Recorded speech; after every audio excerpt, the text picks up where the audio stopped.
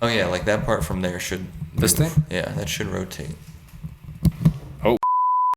Imagine that's one of the fears as a videographer. You don't hit record. I know. Well, same thing with audio. But Yeah. audio's rolling. Audio's been going. All right, sick. Ladies and gentlemen, episode 7 of Teddy's Vinyl Club podcast. Any updates? Let me see. By the time you see this, September will be over, so good job raising money for the hats. The Valerie Fund raised $600 for childhood blood disorders and cancers, so I'll clap it up for that. That is awesome. One quick note. So if you're okay with this, Yeah. the hat is causing a shadow over your eyes. Oh, if no. you want that, Yeah, whatever. yeah, if you're that's Am I having like a mysterious look going? no, I think it looks fun, but I'm looking at it from a very different eye, So I think it's fun. If you couldn't tell today, the guest is a videographer. Very special guest. First non-musician we've had in quite some time here. 7 episodes in. Ladies and gentlemen, Hamza Masood. Clap it up for yourself. Thank you for having me. How you doing this fine day? I'm doing great, man. I'm excited to do this. I know how you're doing actually. We had a nice little diner meal. Yeah, we did. Had some what? You had avocado toast? Yeah, which you seem to have a problem with. No, I think I was in a lunch mood. It was a little bit of a different presentation for me for the avocado toast. See, when I get it, usually I'm used to, there's like some bacon on there. It's a lot. It's some more fill you up. Yeah. So this when one you was said a lot just of- avocado toast, That's true. There's a lot going on. but that's that okay. one. I'm driving it. Did you enjoy it? Was it actually good It was avocado? delicious. Very good. That's all that matters. Hidden gem. We won't even tell them where we went. Don't. It's the only spot that we have. Well, sir, so we know you're a videographer, but if you would, we like to start with a general bio, everything about you, get the people, your story, how you got to where you are today. Name is Hamza Masood. I used to be a chemist, and now I am a full-time freelancing filmmaker and photographer. I primarily do weddings through my company, Neura Weddings, co-founded with my good friends Anthony and Ashley. And I've done a mix of work, primarily in food and fitness. Right now, those are at a halt as I'm focusing more on weddings. But yeah, in a nutshell, that's what I do. So I always like to know what was the initial, it's like a moment, or what brought this passion upon you? Always had a love for film and videography? No, it was more in high school. Actually, we're around the same age. Do you remember Freddie Wong at all? Okay, so on YouTube, there was a guy named Freddie Wong, and he had a lot of viral videos. One of them was Mario Kart. And so what he did was made Mario Kart in real life. So he went with his friends on a go-kart track, and he essentially simulated Mario Kart, where you could see all of the animations going above them, and he had like bananas and like the shells going across. And when I started doing a deeper dive, I realized it's just a guy with an iMac and his friend, and they had like a little studio, but I was shocked to see that you can do animations like that with like a computer that I had at home. And that's when I got really, really interested. I discovered After Effects. Didn't have money for it, so I torrented it. And I got a camera for my birthday. And I would make these small videos with my friends out in the neighborhood just to test out like a gunshot animation. And just make really, really like stupid, silly videos for YouTube. And then college began. I went to study biochemistry and chemical biotech. So kind of parked that hobby off to the side. I didn't touch my camera for a while until I started working as a chemist. And one day I was talking to a coworker, and she mentioned the name of a camera that she owned. And I said, oh, wow, I have the same camera. And because I had nothing better to do as a new full-time chemist after hours, I dusted it off and jumped back on YouTube. And from there, I just got lost in making stuff again. So how long ago was this, like the rebirth, if you will? Rekindling it? 2016, end of 2016, 2017 is when I essentially dug it back up. Yeah. So if you would, tell me just a little bit more about like the experience with college and then the transition back into it. Because I always find that really interesting in the musician world where I am. It's a lot of times like this sort of fighting of a dynamic between, the typical going to college, getting the 9 to 5, and then fighting this urge to, lean into the creative side. It wasn't really an urge. Like I didn't have any sense of like resistance towards it, nor did I think of it at first as anything else besides like doing something for fun and then possibly making money from it, right? So in complete honesty, when I went back on YouTube after not being on it for like 6-7 years at this point, I was introduced to the new YouTube, right, where content creators, filmmakers, photographers were all thriving in that space. So that's when I thought, oh wow, like these people seem like they're making money from this. Yeah. So like I could maybe just start making YouTube videos. And I think it was that promise of like I could possibly enjoy doing what I do for work and make money that caused me to lean in on it. So I hit up my friend Jeremy, one of my best friends from high school, and I was like, yo, I think we could go on big on YouTube. Like, let's bring back these skits. Like, let's do something. And we made like 3 measly videos, and I started editing those in Final Cut, and they were really stupid. Funny, they're actually hilarious, but it was just this idea of like, why not try it? It's fun. I'm not really enjoying my life right now because it was a brand new city that I moved to. I used to live in New Jersey, so now I'm in Pennsylvania. My partner at that time was a night shift worker, and I used to work during the day, so I would have no one to spend time with afterwards. So I figured it was a good way to actually like spend my time. And so that's how that transition really happened. It was just an interest that was reignited, and it wasn't until later on where then it became more of like a conflict of interest to others, at least. So where do you? Oh, yeah. Let's get into that. What happens there where you go? Okay, I'm dropping what I'm doing in the chemist world and then getting into film videography. Like, what was that moment like? There wasn't a said moment. I think my quarter life crisis, right, was this. I've gone through my entire life knowing what I wanted to do, and then all of a sudden I didn't know. And so I halted all my medical school applications and just asked for time to figure out what I wanted to do. So at that point in life, because I was with the girl for 7-8 years, she was like, well, okay, what's like the next step? And I said, I want to go to the next step, but this is also a new problem I'm facing. So I really want to know what I want to do for the rest of my life. Parents kept pushing to go to med school. So I was weighing the pros and cons of like, okay, if I go to med school, I don't know if it's going to be what I want it to be because I enjoyed chemistry in school and it's not what I thought it would be in terms of like the work side of being a chemist. And so I was just in limbo for a while. What was your question again? Yeah, just the actual moment of like the transition from, I'm really interested in this to, all right, I'm dropping being a chemist and got it. So as I said, it was like a transition phase. So I was just holding on to the fact that I could probably do something I enjoyed doing for money. I didn't fully really believe it because I didn't know anyone else in my own circle that did do that. And obviously, as soon as I like put that idea out there, friends, family, they all kind of just gave me like a side eye, like, so you're a guy who did pretty well in school, you were going to be a doctor, and now you want to make YouTube videos? Right. Like, okay, like we'll give you your space, right? Like, I guess they were hoping that I would kind of like snap back into figure it out, snap back into reality. But I never figured it out. And I would, like after work, spend a lot of time on YouTube.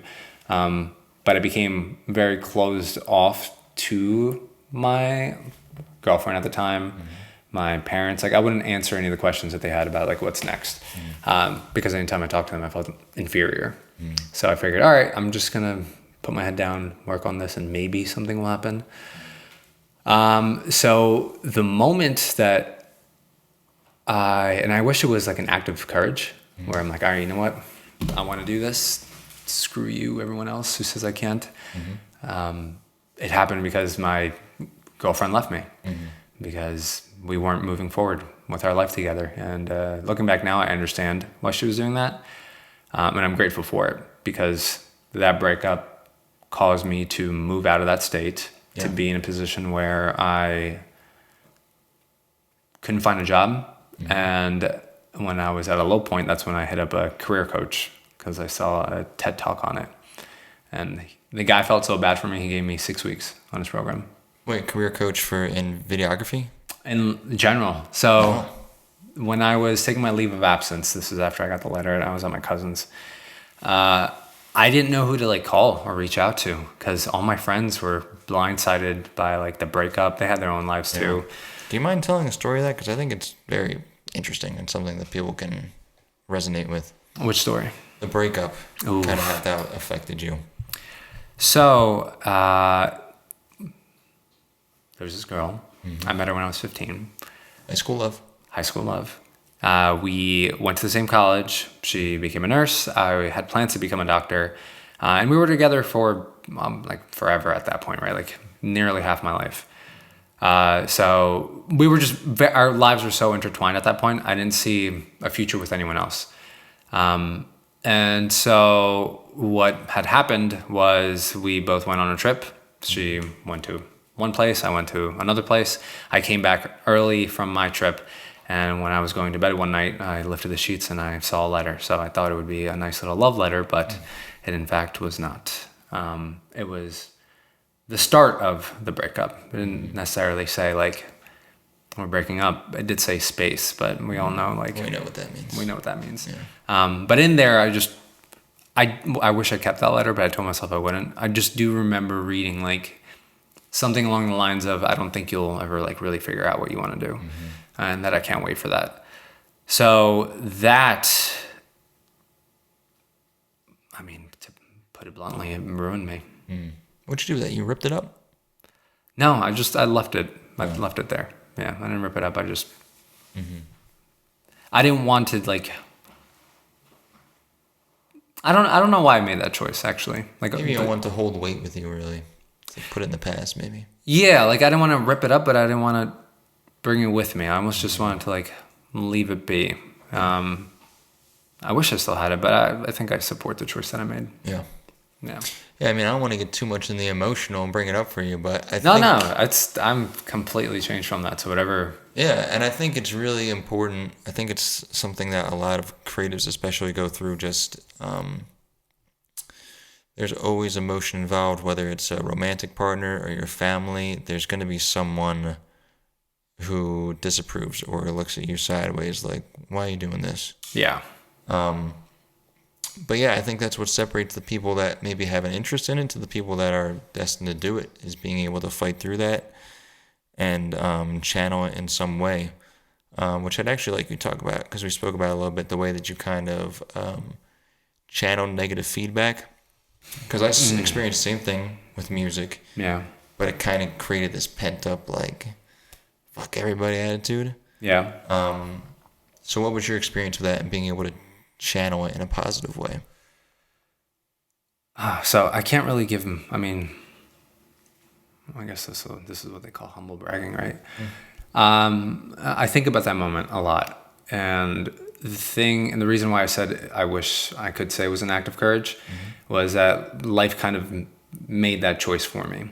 And I was fortunate enough to be at such a low point from the breakup and not having the support of my family or friends, anybody, that I felt like I had no other choice, right? Like I didn't have a job. I kept getting pushed by people to do this, do that. And I think I was just searching for an answer that I never got, which is why that career coach actually comes into play. Great guy. But I was watching a TED Talk on a career coach, and I thought to myself, oh, wow, I didn't know it was a thing. Like, what is a career coach? And I looked into like what career coach is, and it's someone who literally helps you figure out what you want to do for a living. And as I was on Google, the first link that I clicked was on a website with a guy who was offering a free like 45-minute consultation. And so I'm not one to bite on these things, but I had no one to talk to, even about the break, nothing. And I'm like, I have nothing to lose. Like, let me, like at this point, like maybe I could talk to a stranger. Like I didn't have anyone to talk to about this. And so I called him up, or I set an appointment. He called me and we talked for 45 minutes. I told him my whole story, where I was at and what my dilemma was. And at the end I said, like, I don't have a job right now, so I don't really have that kind of money for it. And he said, dude, I feel so bad for you. I'm just going to give you 6 weeks. And I said, really? He's like, yeah, like 6 weeks after, like if you want to continue and do all that, like you can, but I'm not holding it against you. Like I feel like you need somebody right now, so I'll be there with you. And each week he would prompt me with questions to think about, questions I never really asked myself. And I could probably pull those questions up in an email somewhere, but they were very like deep, like, and reflective questions. But the point of the story that I think is that marks really that like aha moment, or the pivotal point for me, was the last conversation we had was essentially to tell me, okay, like this is it, right? So now you have to figure out what you want to do after this. And he said, based off of what you've told me about you, your interests, what you're good at, what you're not, it seems like you'd be good at both video and being a doctor. Like you have the skills in both.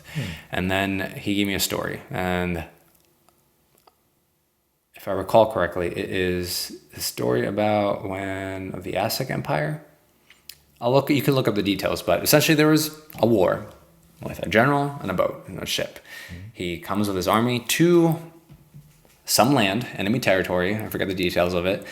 And there were a few hundred of his men in that army, and they were up against thousands of soldiers.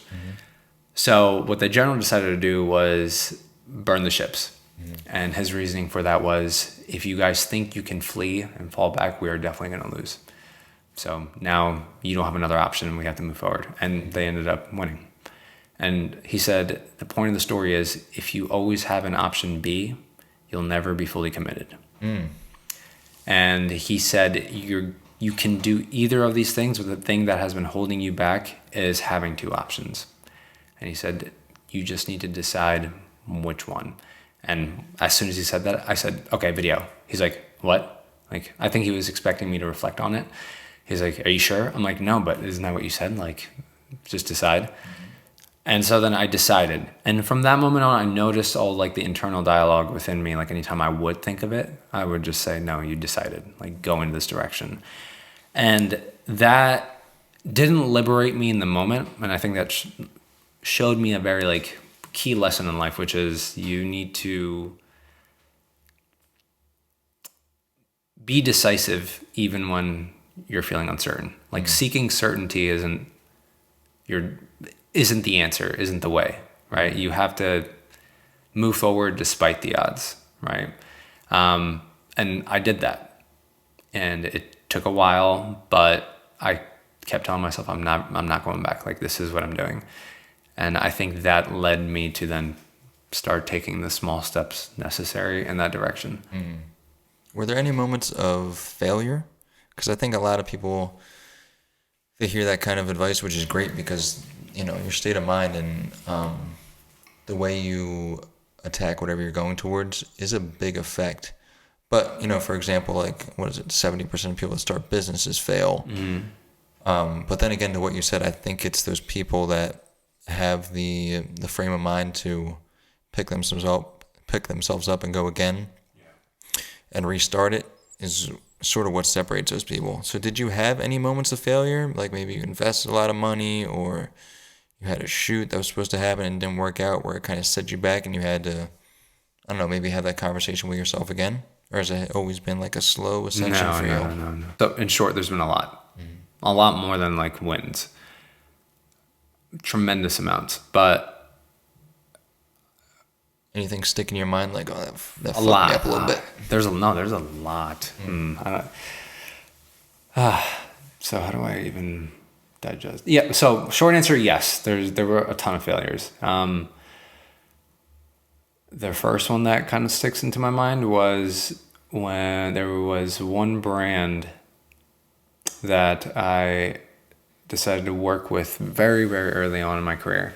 They offered me $1,000 a month on a retainer. And this came when I had nothing going on. Remember the story I said I was crying in the bathroom?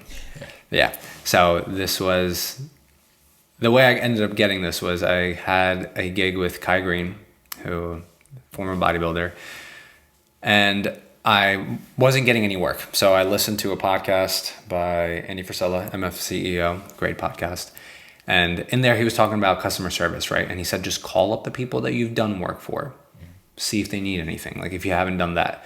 And at that point in time, I had nothing to lose. So I decided to literally call up the 3 clients that I had. And one of them was Kai Green's manager. And he said, no, like we don't need anything right now. Like I'm good. I said, okay. The next day, he was in conversations with a supplement company and they happen to need somebody. And because I called the day before, I guess I was top of mind. And he's like, hey, would you want to work with these people? And I said, can you connect me? And I connected with them and it seemed like they needed somebody.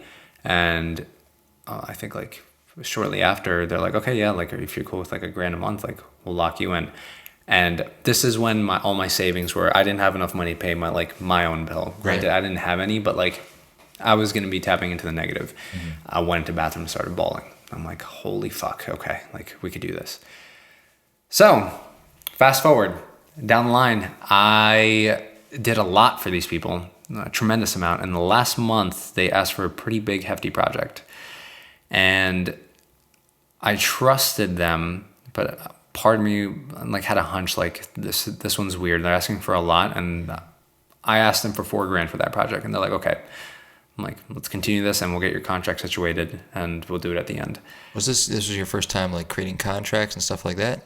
Yeah, pretty much. Like I wasn't too businessy at that point. But I was waiting for a short like sidebar. So like you say, you know, you were very emotional about it. So was it just an overwhelmed feeling? Because I would think like, you know, if you hadn't had any traction yet in the industry, getting that $1,000 a month retainer, that'd be like, oh, thank God, finally, like let me get to it.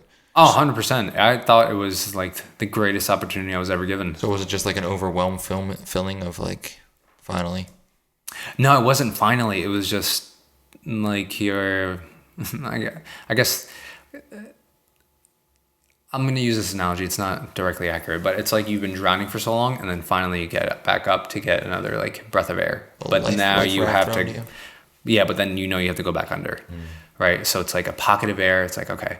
But like you can't be overwhelmed yet because it's $1,000 a month. It doesn't mean you're gonna have an income off of it. But at least this was like a direction. Like okay, like I'll lean into this and do whatever I can to make the most out of this opportunity. Oh, so yeah, go back into it. So you said the $4,000 a month budget that you give them, right?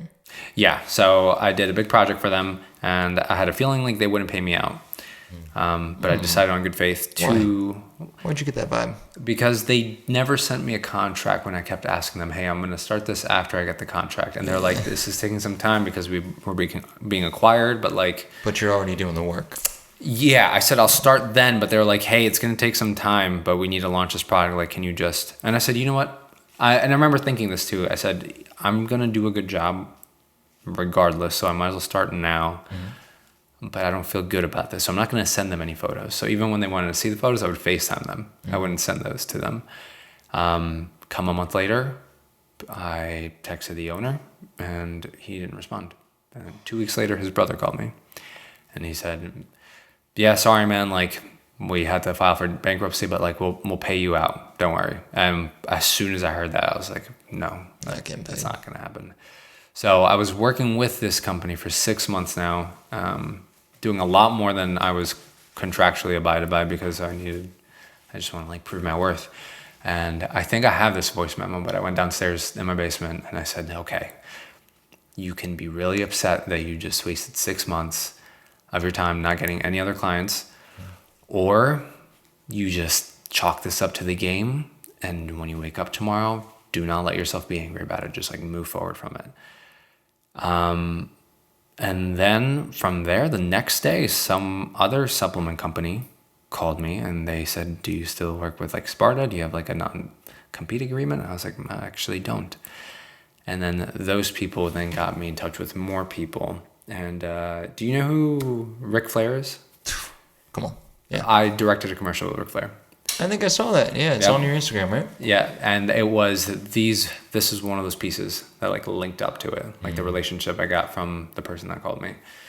So yeah, I mean, it was a big failure point, but I think moral of the story is because there's a ton of other stories. There's stories of me spending 15 grand and not really yielding to anything. And there's another story with another company that was a little bit more devastating, but I've kind of always had this attitude of fail fast, where you just make a choice and find out really quick if it's meant for you or not. Because if it's not, that's a data point that you have. You know how to take your next step.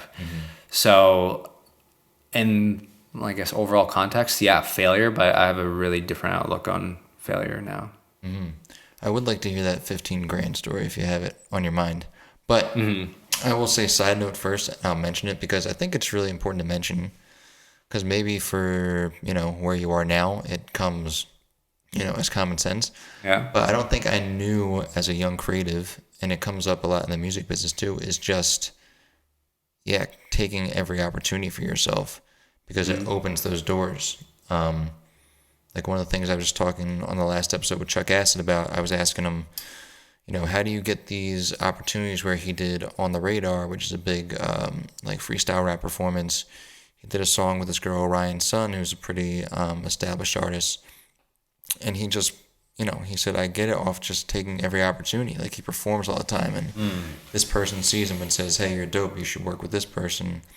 So I think it should just be said that take every opportunity, whether it's performance, whether it's a gig that maybe doesn't pay you as much as you should if you're starting out, just the doors that will open from knowing people and, initiating that conversation and getting that trust, I think is a big thing that people don't put enough emphasis on in the beginning, because they just want to, how do I pay my bills this month? I need that, $5,000 job with no experience. They're looking for that.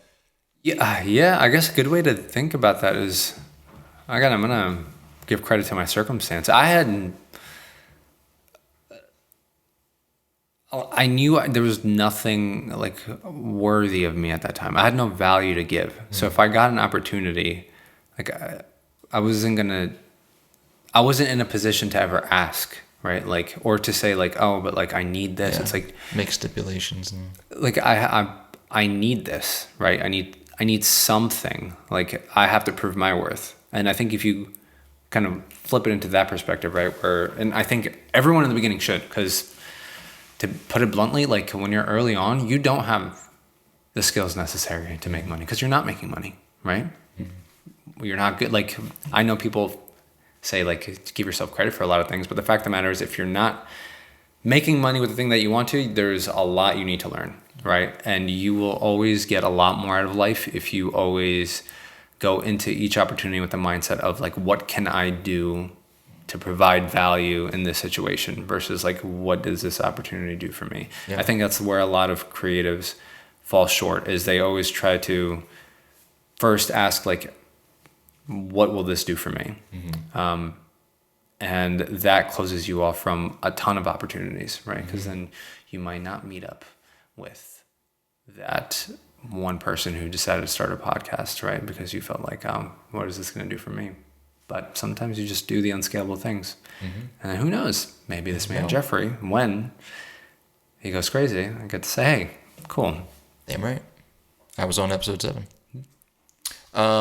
I want to talk specifically, if you would, about the value that you add for someone. Yeah. Because I think a lot of people, before they get into it, whether it's music, starting their own business, videography, they get very intimidated by just the idea of like, where do I start? So like when you talk about working with that brand, was it a lot of like cold calls, just DMing people? Like what are those steps that got you your first kind of opportunities?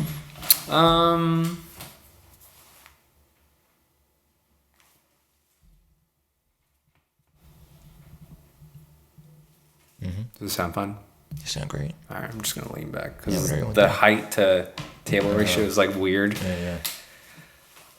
So how did I get my first opportunities? Yeah. All right, I was terrible. I'm not a business person. Like going into this, like no business backbone besides my mom. I didn't have this relentless attitude of like, all right, I'm gonna go out and like call people, DM people, anything like that. It terrified me. I didn't know how to do it. The thing that did get me more opportunity was telling myself anytime I got a job, a gig, I would do a better job than anyone else could for what was given, right? So if a gym hit me up and they wanted photos, or a restaurant hit me up, I would make sure the experience that they had with me would be far better than an experience they would have with anyone else. And I leaned heavily on that. And what that ended up doing was, one, they loved what they got. And two, anytime someone asked them for a videographer or photographer, I was always top of mind. And they would always say great things about me to that other person. And even when you're in business, right? Like if you have a friend and you want a pair of headphones, or you want a camera, right? We're friends, right? If I say, hey, based off your budget, I think you should really get this one camera because this one camera is great. You are now going to automatically be like, okay, like I trust this dude. Like I'm just gonna spend my money here, regardless of this other option. This one's maybe like $100 cheaper, but he said, get this one. I feel good about that. And that's the power of like a good referral. And that added up over time, where a good experience with one person, then to 2, 3, 4, 5, 6, 7, 8, 9, and it just trickled down. And that's when like year 3, where all of a sudden everyone wanted to like hire me for something, and I had I was confused, like why is all of a sudden this happening? And then when I look back, I'm like, this is how it happened. So it was just that I didn't like calling people. That was that one instance where I did, but beyond that, it wasn't my thing. I just stuck with, let me just do a really good job and I'll let that take care of itself. So it was more so referrals from other companies than like you just flat out reaching out and they're going, oh yeah, we need you. Yep. So that explains kind of the slow growth of it. And she said it was like 3 to 4 years, right? Yeah, it was. I would get some odd jobs here and there, I would say. But when I mean like slow growth, like first 3 years, I was probably, first year, maybe 4 or 5 grand. I'll throw all numbers out there so it helps too. Second year, maybe 10 to 15. I don't even know if I hit 30 the year 3, and then the year 4, I broke 100. So what were you doing? Like, did you have another job during this time? I tutored as a chemist, but I would leave. I mean, I lived with my parents. Yeah. I didn't buy anything, right? Like my lifestyle went from having a full-time job, like not really watching too much of what I spend. Like I would still get what I want, but like I would be very, very, like I wouldn't go out to get food because I knew how much money I had and I couldn't spend. Yeah. And how old are you at this point? 20, this was from 25 through 27, 28. So you're like approaching 30. Yeah. Is there this feeling in the back of your mind of like, I'm supposed to have this figured out already? Like I'm supposed to have a career path already? Or were you fine with just figuring it out? Oh, no. I mean, I felt like an outlier and a half. Right? You have all your friends who did go to college and people around you who they're chilling with what they have. Mm-hmm. They're making money. You know, people are getting married. Mm-hmm. So you have this whole thing of shit that could have been me, Mm-hmm. but instead I'm this guy running around with a camera trying to make something, and I don't know, like there was no certainty in that path, right? You go from in high school, you start as a freshman, you know you're going to end up as a senior. Mm-hmm. You know, afterwards you're going to go to college. You go into college, you know you're going to have this curriculum, and then you'll graduate, Mm-hmm. right? And then you know you have to apply, and then you know you get this, and you like every step ahead has been somewhat outlined for you, Mm-hmm. and you have everyone else, like you have society who kind of backs that curriculum up for you. Mm-hmm. And then you go into something where there is no set answer, right?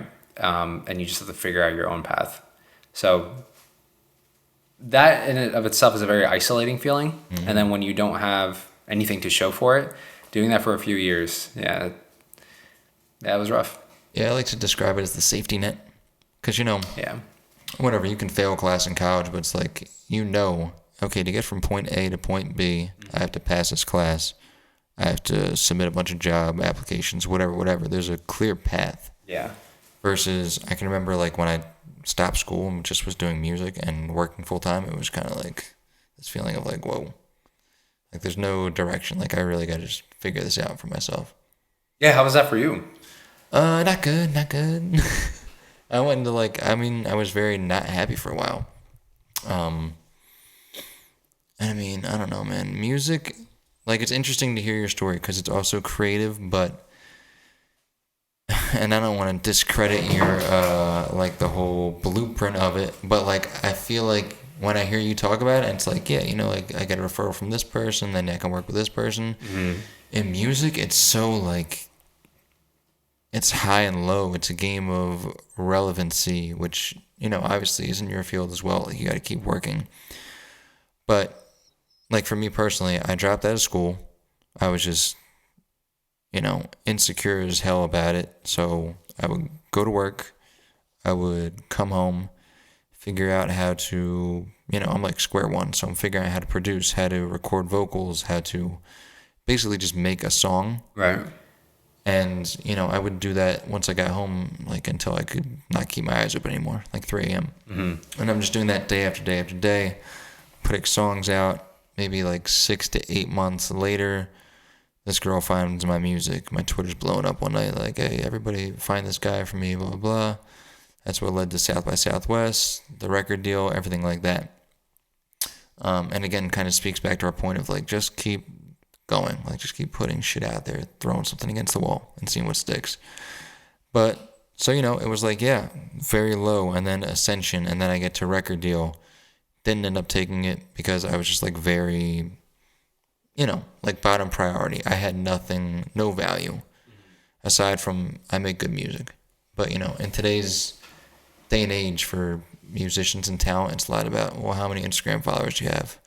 You're more of a personality than just a, you know, you make good music. So from there, not taking the record deal, I go back to independent. So, you know, it's like potential money off music to just right back down to where you are. And then, you know, certain opportunities come up, like collaborating with Asher, which was really cool and a peak for me. And, you know, I start producing on the side, like selling beats to people, songwriting from people. But like I said, it's very like client to client, high and low. So, yeah, that was my experience as a musician. So there's similarities in the field, but I don't know. Maybe I'm off. So, did you consider when you were faced with that record deal? Mm-hmm. When you were thinking about, okay, like, should I take it or should I not take it? Mm-hmm. Did you not? What, or were there no, like, positives in taking that? Oh, hell yeah. I mean, I still think about it because, like, you know, I'm meeting famous people, so just having that exposure, that interaction could lead to something. Mm-hmm. I'm getting my songs listened to by people with, you know, power to do something with them. Mm-hmm. The issue for me was I was getting, like, no funding because I'm, you know, bottom of the barrel with it. I'm being told now when I can put out music, you know, what percentage I'm gonna make off of the songs I make, the performances I do, which is really restrictive when you're already, bottom of the totem pole. Right. So, and also remember, this is like 8 months into me dropping out of school, so I was like, oh fuck, this getting a record deal thing is easy. Like, I'll just get another one. Right. But yeah, it was just, I wasn't in a place where I was ready to just sell everything I had at that point. That makes sense. Mm-hmm. Yeah, I know, like, the record deal section of it, I'm sure there's a lot of, like, contractual stuff, I'm not aware of, but I mean, it makes sense. That way, it's like, what are you doing this for? You're not really getting anything in return. And not even that, it's like, I make a certain style of music, which is like, I don't know, it's not something particularly unique, but like, I want it to sound a certain way. Right. Whereas with working with a record label, I felt like it was very like, oh, make, something for the club, make like this type of sound. It's like now we're manufacturing, something that I love in the first place because it's so personal and like, right. It's your own sound, whatever you come up with. So I don't know, there was just so much about it that I wasn't enjoying. It was like, yeah, there's money there, but I'm not having fun. And it's like, if I'm leaving school to do this, like, what's the trade-off, really? And I get that. I respect that, too. Because I think at a certain point, you are faced with, sacrificing creativity, like what you want for, what's expected of you. Is there like a parallel with that in the videography business as far as like staying freelance versus, I don't know, are there companies where you'll just be, one of many videographers on staff and you kind of have to, I guess, give up creative freedom in some sense there? Yeah, I think you face that really with every project, right? I think it really comes down to the choices you end up making early on in your career, but even now too. And I remember when I first started shooting weddings, I would look at these photographers. Who is it?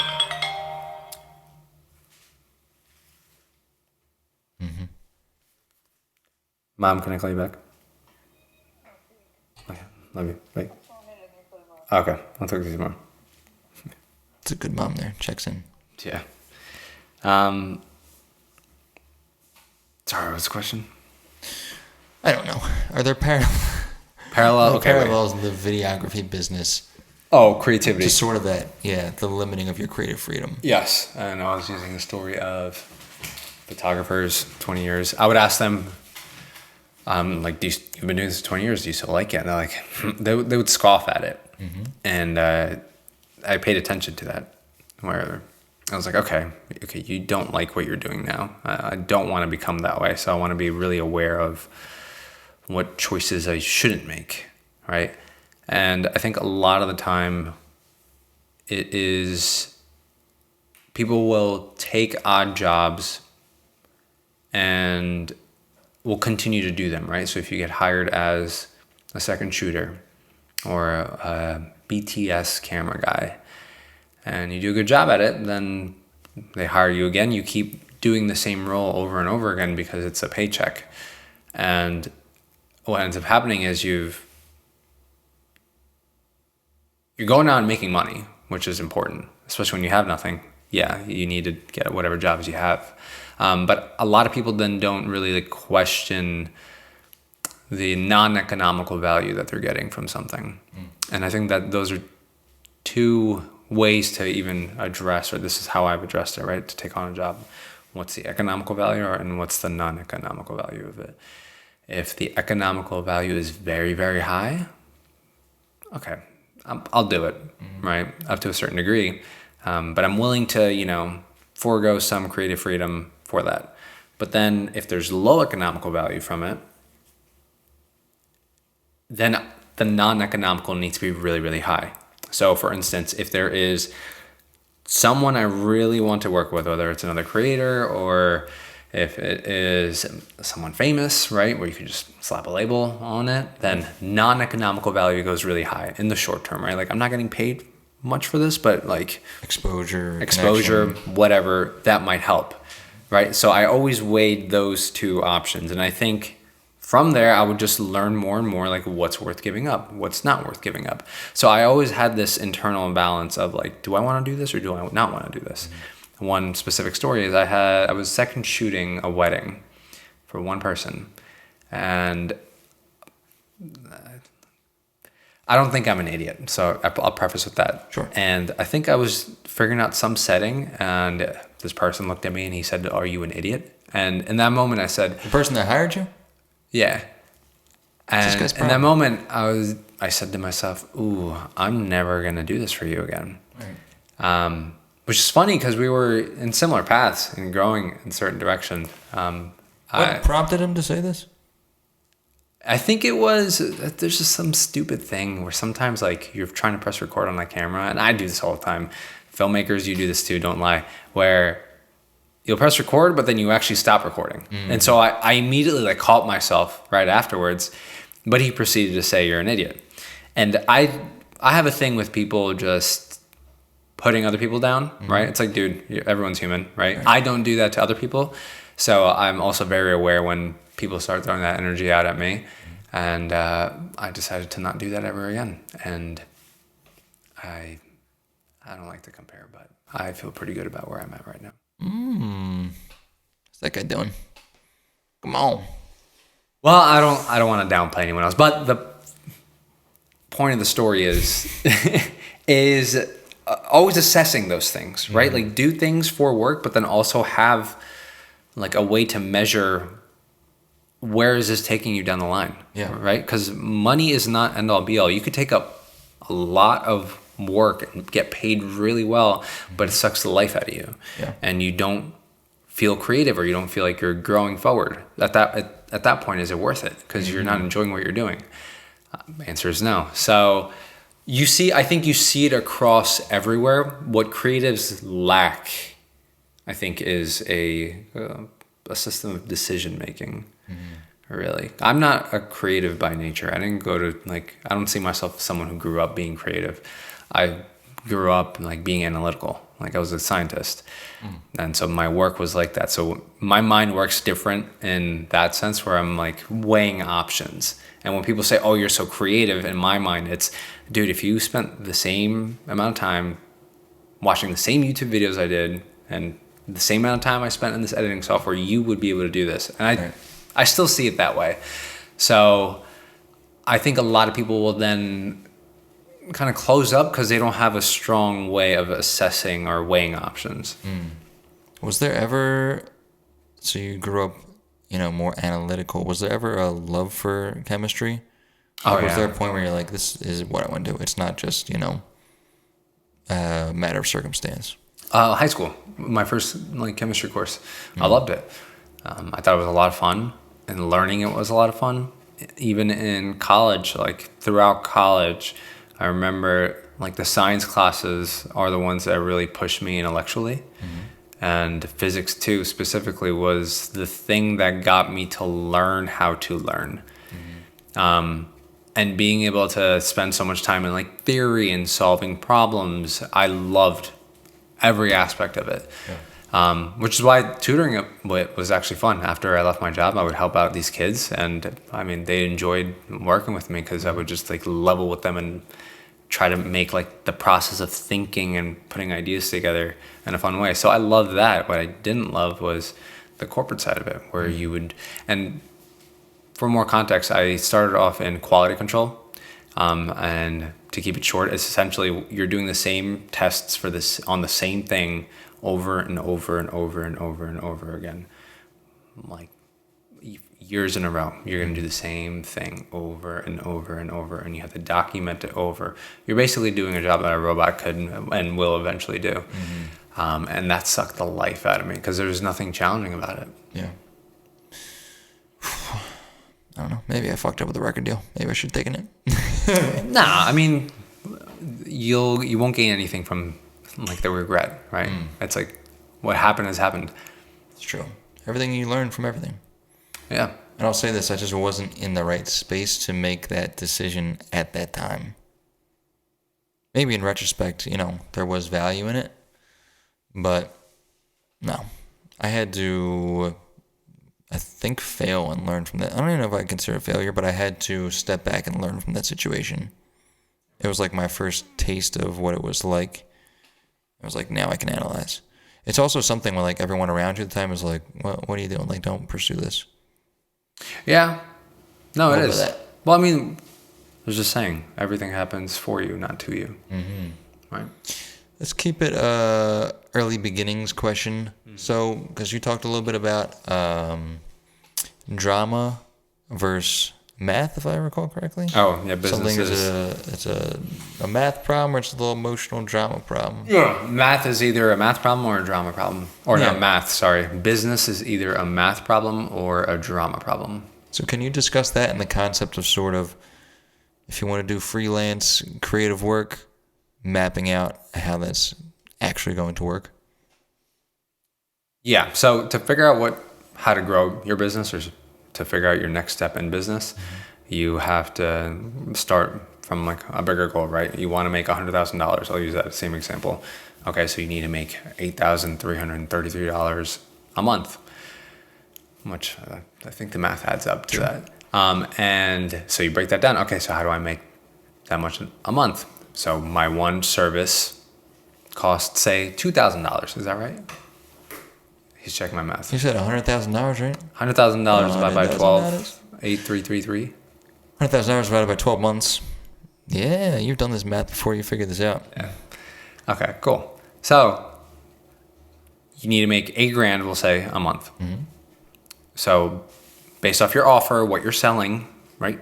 How many clients or how many transactions do you need in order to make that amount of money? Let's just say $1,000, right? You do a shoot or whatever it is that you're doing, and each client brings in $1,000. Okay, you need 8 clients for that. Mm-hmm.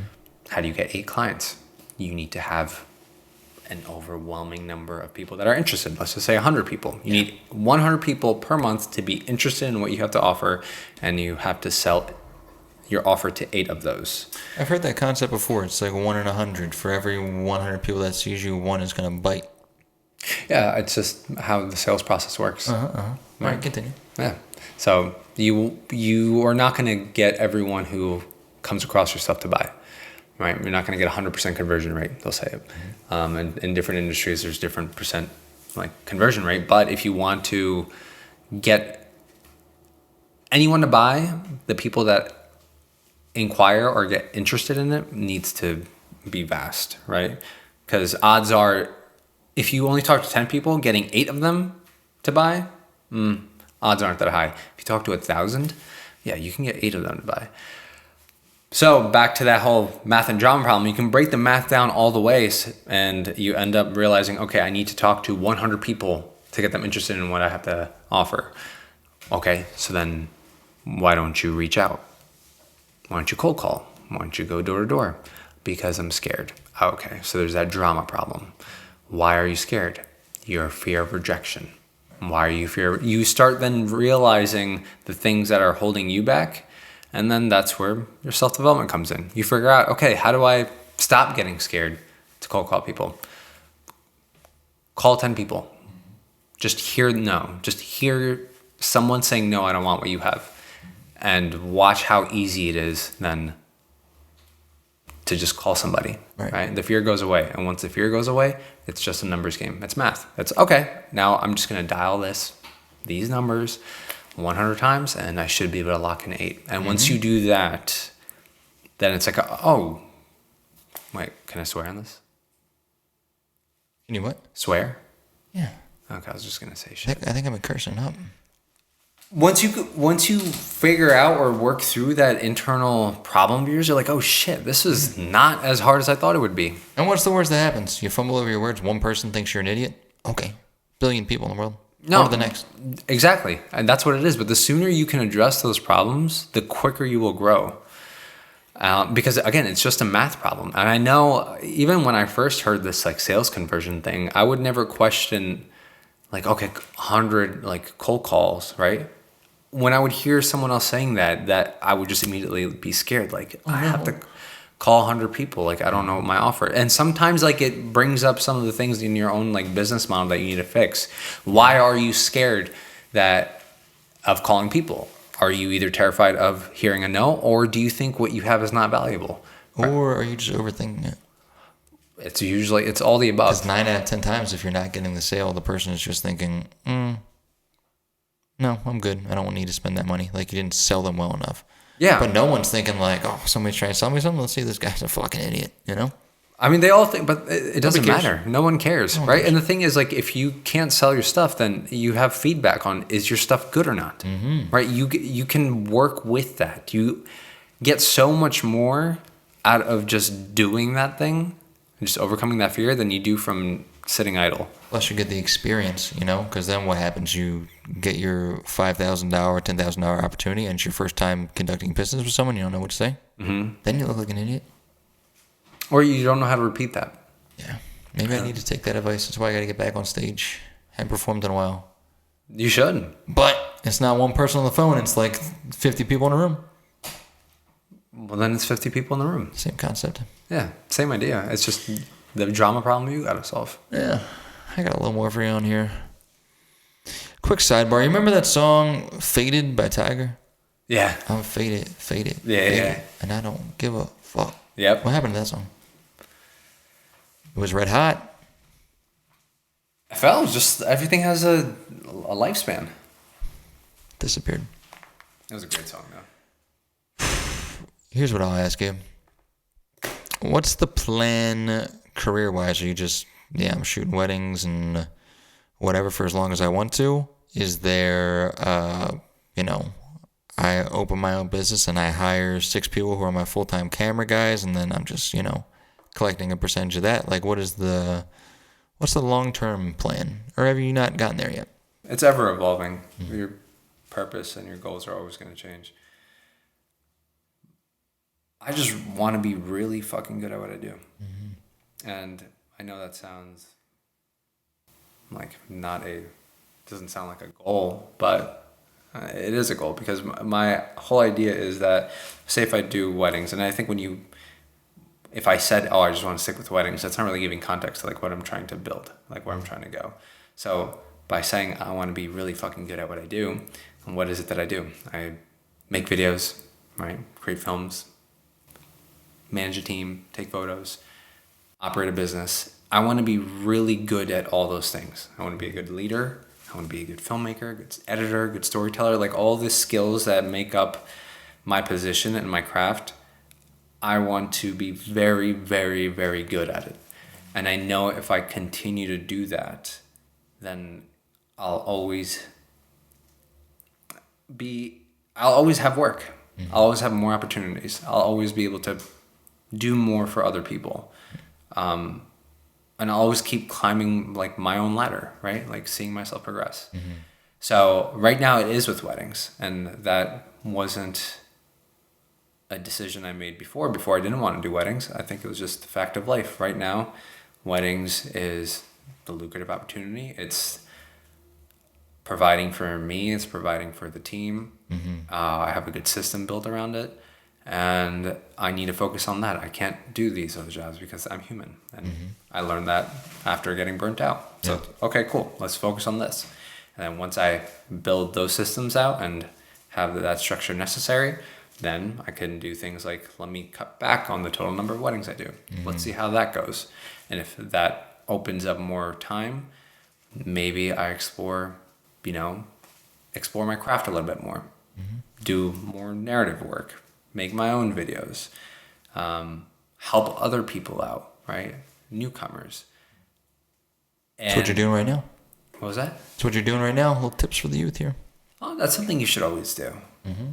right? But as long as I just actively keep growing myself and allow myself to have those options to explore, that's probably where I'm at right now, is focusing on weddings. But I also do want to give myself the opportunity to now like reflect and explore, to mm-hmm. expand my craft. Because at a certain point, right, and you'll probably say this too, you probably think I am good at what I do, right, that my videos are good.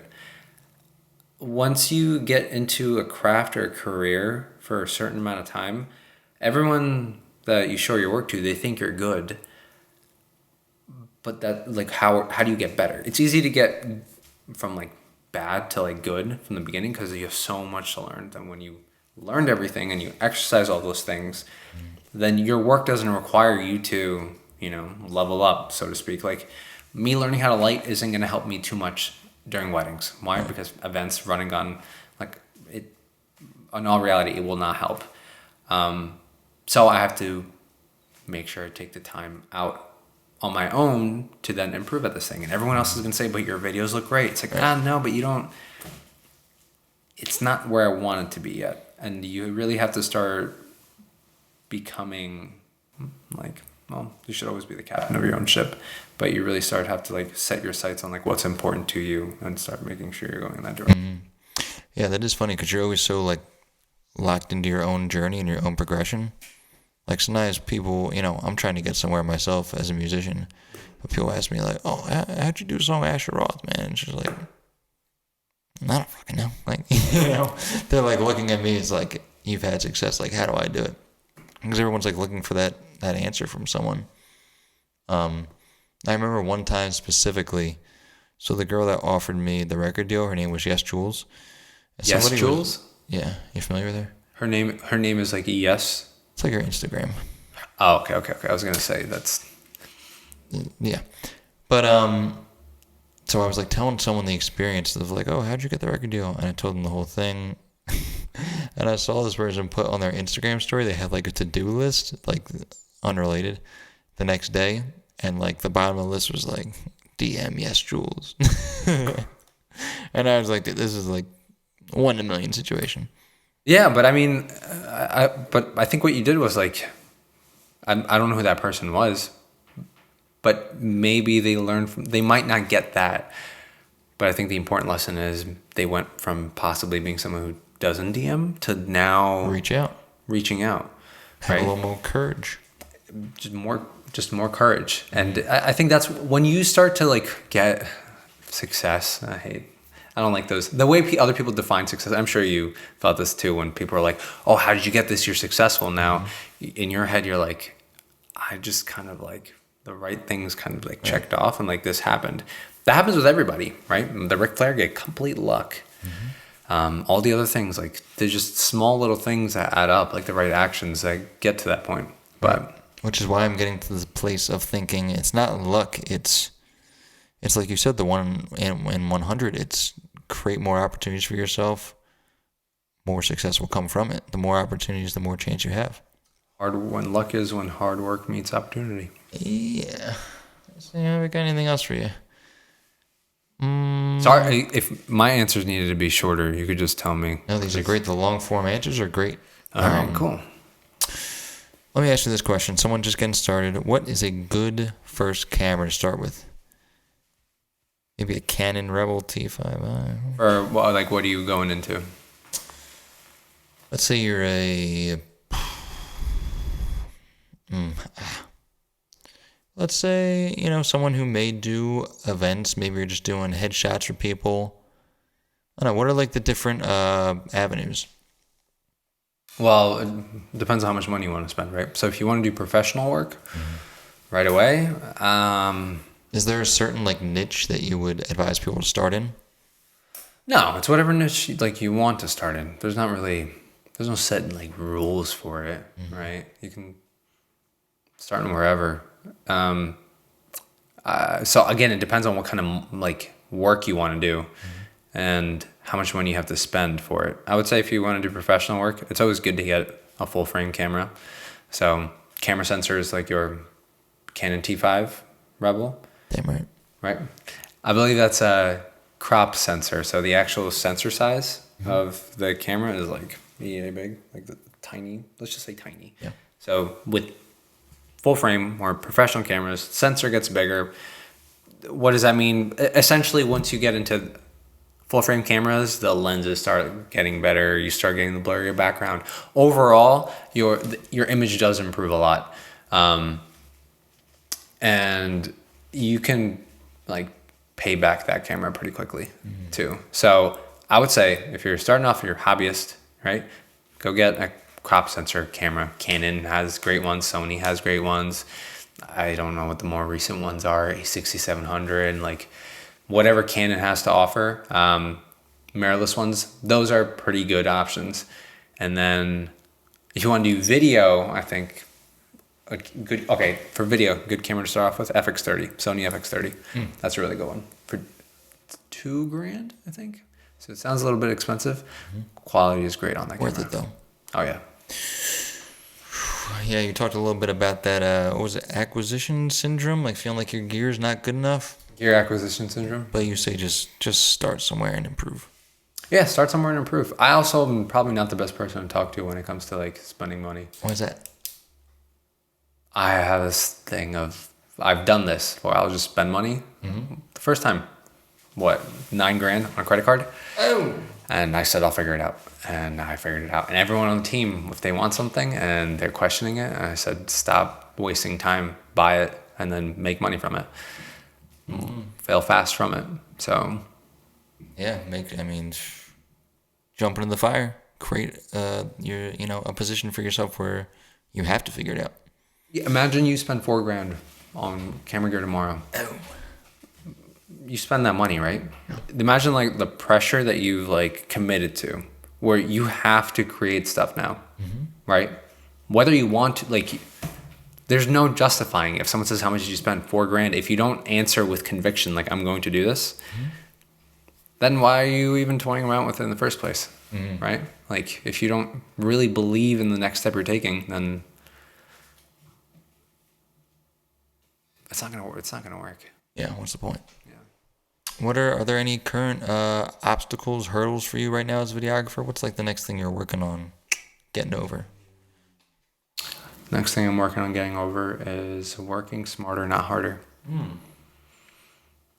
So like the same idea of like, weighing the benefits of taking a job, not over stressing yourself, that sort of thing?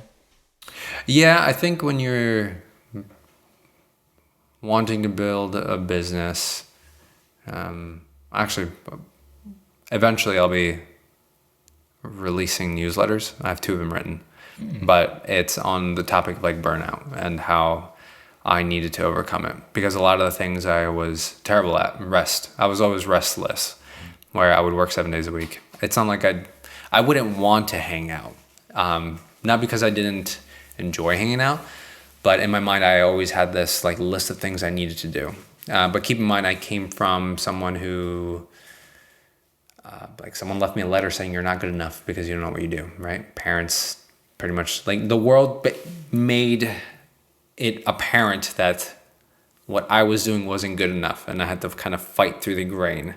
And so when you fight through the grain, and eventually you start getting people that say, we're going to offer you money for what you have, you want to do everything in your power to make sure you can fulfill that promise. And when those floodgates open and you ambitiously start saying yes, you never question the idea or think that, hey, I might not be able to do all these things at once, right? Because you're like, this is what I asked for. Like, I'm going to go gung ho. And yeah, I worked my ass off for years. And then all of a sudden some unforeseen, problems started arising where it was hard to focus, couldn't sleep, health started declining, all this, more frustration bottled up, et cetera, et cetera. So now what I'm trying to do is almost kind of like work backwards or reshape the way I view work. And it's this idea of like working smarter, not harder. So that's part of it, right? Is like the season of no. Yeah. Is you want to do something, you get excited about it, but really like say no. Because if you really want it, you can always make yes for it or like make time for it later. But as of now, that habit has not been so conducive to like a healthy work life, creative life. So that's what I'm working towards right now. Yeah. I mean, you got to have your sanity. I feel the same way in music where it's like, I'm not going to create or write good music if I'm not living life. Yeah. Like for me, I like to write very much about my own personal experience, my story. So like there was a point in time where I was being managed by someone and I'd just done the collab with Asher and put so much into planning the video, doing the marketing for it, like mixing, mastering, writing. And then like your energy is drained after that. And then like a month later, it was like, well, when was the next song? And I was like, dude, I gotta like go live life a little bit. I gotta experience something, have something to talk about. So yeah, there's always that work-life balance and just making sure you don't push yourself over that limit. What is your creative process like? When I write a song, Yeah. it depends. Sometimes I'll have a concept in mind, like something in my life happened that I want to talk about, and I'll build around that. Sometimes I just hear a beat that I like or make something that I like, and I sort of match the flow with that and the energy of what I'm talking about with that. So like if it's a beat that's like hype and makes me happy, I'm like, oh, let me just talk some shit to this. Versus, what I like to do is the first one where I experience something and it's like, let me see what I can write about this and just challenge myself to paint a picture or make it relatable for anyone who has seen something like this, or even if they haven't gone through the situation, where I can paint the picture for them and challenge myself that way. Yeah, making music is fun. No, it sounds fun. You ever had the itch yourself? What was that? You ever had the itch yourself? What do you mean? Make music. You ever wanted to? No, not to make music. I think my itch was always to make videos. Right? I was more of a I used to be a zoner, a zone out as a kid, where I would just, I don't know, like imagine things in my head. And so sometimes music is a big influence for that. Like if I hear music, I can almost like visualize the story. And I think the game I'm always playing is like trying to capture that vision into reality and like how I can actually bring that forward. But what you can visualize or your imagination can see is so vastly different than like what you can create in reality, at least like in terms of skill level, right? And I'm sure like if you've ever like closed your eyes and imagined something, it's like imagine trying to bring that into a screen. Yeah. That's the game I play. All right, well, I'll hit you with 2 questions. Let's do it. First one, what would be just any advice you want to give to someone getting into the business, something they should know, a tip for them, something that maybe you learned that was like a different aha moment of your process? Any advice for a young videographer? Take your time. I'm going to pull up some notes I've written over the years. Big notes guy, huh? Yeah. As am I. I write everything in my notes. No, you ever hear of Notion? No. Is it an app? Yeah, it's a database app. It's I would look into it. All right. It does Notion. I use Notion. It's a database. You can organize a bunch of different ideas in a certain way, but it's a little bit more involved than just like a notes app. Oh, okay. So one good one would be don't pursue your passion. Pursue your craft. Because if you pursue your passion, you think to yourself, what can the world offer me? If you pursue your craft, you ask, what can I offer the world? Right? So one is more rooted in like your emotions, your feelings, right? Like you want to do things that are passionate, you want to feel passion. Whilst if you are a craftsman, you're constantly improving the thing that you're making for other people. And all that to say is you want to determine what your value is to the world and constantly keep improving it. If you always aim to deliver more value than you get, you'll grow. Did you have a passion that wasn't, didn't make you a craftsman in that sense? What do you mean? Like, did you just get lucky where it's like, I love videography and it happens to, deliver value to people? Or are you saying find a way to make your passion add value to people? Rephrase that question. So you're saying don't necessarily pursue just what you love because it can be very self-serving, right? Do what can serve others. But in your sense of videography, you love video. So do you think you just got lucky where your passion sort of meets what also can serve people? Or is it a sense of find a way to make your passion serve people? I think it's a combination of both. So when someone wants to pursue, and this is what I did when I wanted to go into video, is I want to pursue my passion. What I learned was that I was pretty good at video editing. But what I also learned is that there are not a lot of great video editors out there. Why? Because once you start doing it a lot, it gets hard to become good because the skills you need to learn are harder and things get really boring, right? So for someone who is more passion driven, when you have a lot of projects to do, you don't have the passion for it, right? Sometimes you wake up I don't want to do the 50th wedding video. I'm not excited for it, right? But then if you go in as a craftsman, you think, okay, what is my craft? What is my job? It's to edit videos, to edit them really, really well. Okay, how can I continuously edit these videos really, really well? But how can I do it faster, right? How can I get there quicker? So then you start determining different systems, right? Then you start to learn how to teach other people to edit like you specifically.